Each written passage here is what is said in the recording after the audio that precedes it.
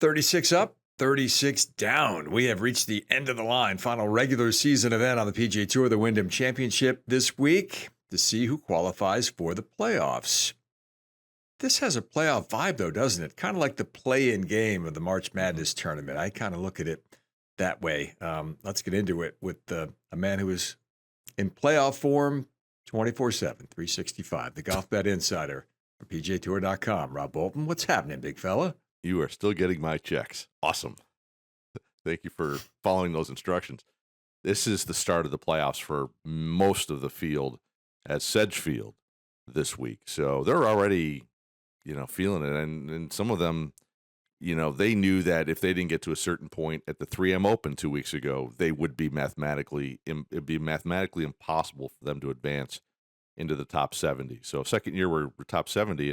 Yeah, I'm digging it, man. I mean, it's just more stakes, even though then you have the safety net of the FedExCup Fall starting in a month with the Pro Tour. So yeah, I'm digging it. A lot on the line in the next 3 weeks, but this week is unique in that the finish line is within view.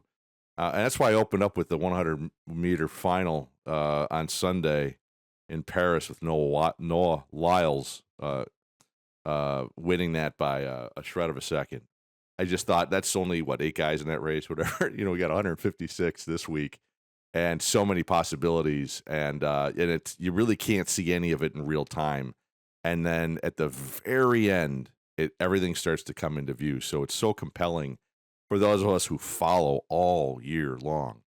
And it's got the beautiful backdrop of Sedgefield. And so it's a proper, consistently fair test. It hasn't changed, so they know what they're getting, and it's valuable to log some experience, because if you're ever in this situation where you need a good week, anything that you've learned previously will come in handy to get into those playoffs. So many narratives and storylines. It's for lots of reasons, and I'm not the only one who feels this way. It's one of my favorite weeks of the year. Embrace the action, ignore the noise. Is that an awesome campaign slogan for a T-shirt? Yes. Is it also the mantra that Rob Bolton wants you gamers and bettors to get down with this week? Yes. Give us a brief explanation. Well, so every week we are motivated by all sorts of things. And, this is sort of a theoretical, philosophical approach at the decisions that go into where you invest your units. And this week, as we just opened with, the motivation to get into the playoffs. There's only so much these guys can control in any other week. It's just that and there's movement in the FedEx Cup every week. It's just that this week it's front and center. That's the noise.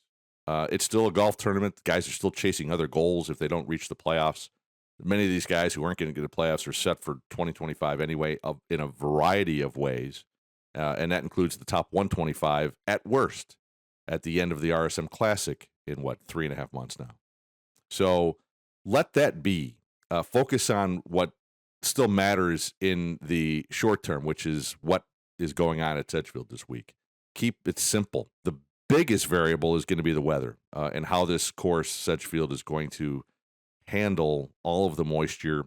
It's not like, a sand-based where it's going to run away. I mean, it's inland and it's got some age to it. It's still a modern update from a few years ago, so there's that. But, I mean, this is a former tropical storm rolling through. I mean, you have first-hand experience in it there in Northeast Florida within the last 3 days. So anybody who lives there can understand what I'm saying. And then it'll blow out by Friday night. Maybe it looks like it's moving along a little bit better than it was anticipated earlier in this week. That's really the main thing that bettors and gamers should be focused on, is how this weather is going to affect it. The wind looks like it's not going to be that much of a big deal. The course is tree lined. A lot of the shots are going to be beneath the wind, but it's still going to have a factor. Scoring averages should be up a little bit, maybe in the first couple rounds, but then again, it's going to be soft. And these guys are professional golfers. So it's going to be intriguing, that sort of tournament within the tournament, and aside from everything going on with the playoffs. It's a good week to maybe lay out in terms of a fantasy situation on some of the notables. But, with the bench of PGA Tour Fantasy Golf, use that for those guys, because if they're in the wrong side of the draw, that sort of thing. And again, that may not be an issue at all. It's just there's so much more going on that is more relevant and topical as it concerns our decisions than anything related to the playoffs. Embrace the former, not the latter. Yeah, for sure. Sungjae Im is the chalk this week, is also number one in the power rankings, but converging trends alert. The best I can do. There it is. Notice. Billy Horschel, Horschel, long enough. number 2 in the power rankings, runner-up at the Open Championship, 5 top 11 finishes since 07 at the Wyndham. So that all makes sense. I like that math. And there's some pretty tasty value, plus 2,500 for Billy Ho this week. I didn't hear anything you just said. That's beautiful. Oh my gosh, I got to tell my friends and family. Yeah, look, it's kind of an easy 1-2 with Im and Horschel this week for lots of reasons. Im has been lights out except for the first 3 majors of the year. Again, throw those out. I actually went with a prop that I haven't used before that BetMGM is offering. That Sungjae Im will be in the final group in the final round at plus 700. Again, I mean, there's just so many variables in the meantime with the weather. It's probably bad advice, but hey, it's plus 700, and he's easily the favorite. He deserves it. He does not have to play. He's all but guaranteed to reach Eastlake, but here he is, and he wants that victory again. He hasn't tasted that in a while. So while that's a motivation in and of itself, just his form alone deserves every reason to lean into the unit. And by the way, he's 14-1. You know, that's nice. Mm-hmm. And then Billy Ho, of course. I mean, one of my favorite golfers. Yes, there's an understanding that there could be a little bit of a setback, letdown, whatever you wanted to say it, after what happened at the Open Championship. But the form has been there for way too long this season. He's now in a position to pay it forward in the playoffs. And guess what? He's a former FedExCup champion. He knows exactly what he needs to do. And he never relents. He's 100% committed. Like, there's some guys where it's fair, where the most cynical or skeptical among fans and bettors wonder if a guy is 100% in. We know Billy Ho's 100% in. And he's feeling better again. That was the key before the Open Championship, or the concern, I should say, and he eliminated that pretty quickly. So easy endorsements. If you wanted to have an exacta type of thing, 1-2 finish, I would endorse that too. Or a Quinella, maybe. Horse racing fans, you know what that is. Victor Perez is a delightful guy. I discovered that this week by chatting with him on this very podcast. In fact, he's also in fine form after that electrifying 63 in Paris last Sunday, Rob, narrowly missing out on a medal. I was glad to see Victor slip into your power rankings at number 12 and plus 6,600 for the Frenchman this week. Not bad. I look forward to that conversation. Yeah, I'm a quickly emerging fan of the guy.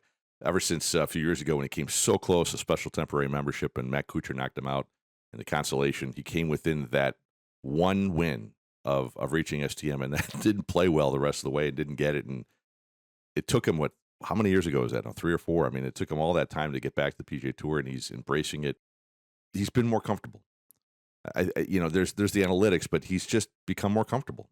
Went to college in the States. It's not like he's a fresh face over here, but he's found a groove that works for him. And of the 9 guys who retain PGA Tour membership from the DP World Tour, we've seen a lot of success. Matthew Pavon at the top of that list this season, but Perez isn't too far behind. Just sans the victory.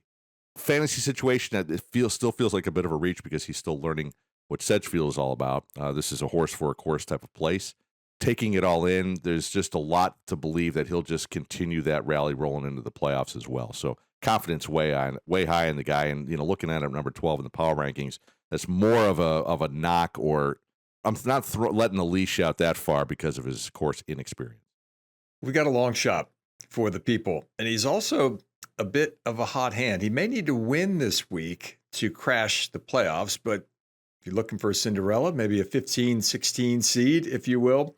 How about Patrick Fishburn and the form that's been there? 15th, 3rd, and 6th for the rookie in his last 3 starts. Rob, surging at the right time, and you're going to catch him at 100-1 this week. Might be worth a fraction of a unit. Yeah, only 100-1 though. Like, think about that for a moment. Like, he's been the type of the guys not long ago where they were 300, 400 to 1, 500 to 1, that type of thing. Yeah. After the spring, which can be really difficult for a lot of these guys, some of them emerge, and he's been one of them. Mac Meisner, Max Greiserman, a couple of the others, Rico Hoey. These rookies having a really nice, hot rookie summer, as the kids are saying, Swan. You've heard hearing that chatter out there. Yeah. And Fishburn's right there. I love there's a look in his eye that is really inspiring. And there have been a bunch of guys. Nico Echevarria was like this when he was emerging and eventually won in his rookie year. Fishburn not a winner yet, but the trajectory of what those guys were facing and what they overcome on the Korn Ferry Tour and then scaled to the PGA Tour and then naturally fit in time, it reminds me of that a little bit. But Fishburn's been he's been a little more firepower in this guy. So the timing of it, he needs a two-way T2 at worst mathematically without anything else changing just to have a shot at the playoffs. But he's pretty set as he just keeps his form going. I mean, he could like T32 his way all the way to the finish line in the fall and still retain his card. So he's in a great spot. He's earned this. And because he's an aggressive player with a soft course, he could be really special this week. Also 100 to 1 is Alex Smylie, who has a history at this event. He's had some success here. He lives in Greensboro. And also there's been 8 first-time winners of the Wyndham Championship in the FedExCup era dating back to 2007. That's a trend that strongly favors the Duke Blue Devil as well, doesn't it? No disrespect to Victor Perez or everyone else who has been your guest on Talk of the Tour the week of the Wyndham Championship, but he probably should just be your annual guest. There's just so much if Webb Simpson, wasn't available because of everything that he's done at this tournament, and of course naming his child after the sponsor and all that. But Alex Smylie, his life. We talk about victories and experiences changing a life. I'm in the camp that they change a career. Obviously, there's a direct impact on how the career can change a life. It's kind of both for this guy because the sponsor exemption he received 3 years ago turned it into a finish high enough to get into the Korn Ferry Tour finals, which he played well enough to get into the PGA Tour, where he has stayed since. Smylie isn't the guy that you're gonna rush towards for most weeks, and he's not necessarily in the most awesome form. He's still on the learning curve for a guy who was an open qualifier more than he was making noise elsewhere. So he took that route, and that was how he cut his teeth.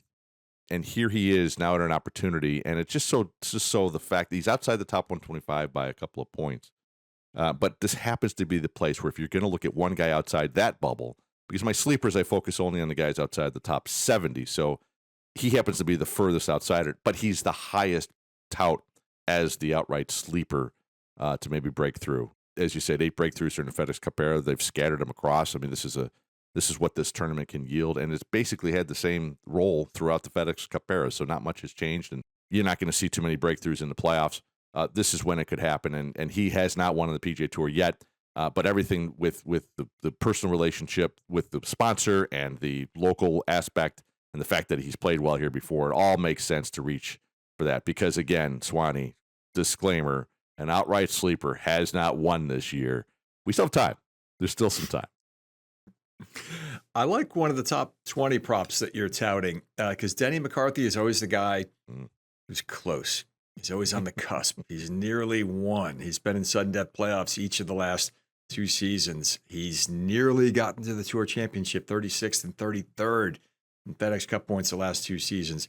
He's 44th going into the week, so he's solid for Memphis, probably for the BMW as well. But here we are again, the push for Atlanta for McCarthy. The value is not exceptional, plus 250 for a top 20, but I think that's a pretty solid expectation to see McCarthy land in the top 20 this week. And it would be shorter if he didn't go, 0 for 2 on the Scottish swing. That probably doesn't help. But he's back in the States on Bermuda. This is his thing. And yeah, another non-winner. Certainly in a different league, metaphorically, than Alex Smylie, but both have experience on the course. McCarthy's a few years on, has come close a couple of times in terms of winning, but because he scaled so high into the official World Golf Ranking and into the Invitationals, and into the signature events this year, he's always playing in some of the deepest fields. this is a better opportunity this week to sneak in that first victory. So I'm retreating into the top 20. He's been okay this year. The irons aren't his friend necessarily. He does better off the tee, and he's obviously still one of the best putters in the world. So that's going to be really key on these greens. I just need to see him have like an average or a little bit of an above average week on approach. And it's a bit of a knock that his accuracy off the tee is muted by the fact that the fairways are going to be wider because it's going to be wetter, at least early, probably throughout. But yeah, again, a guy who's all set for the playoffs and, retaining his card and all that. So focus is singular on this guy.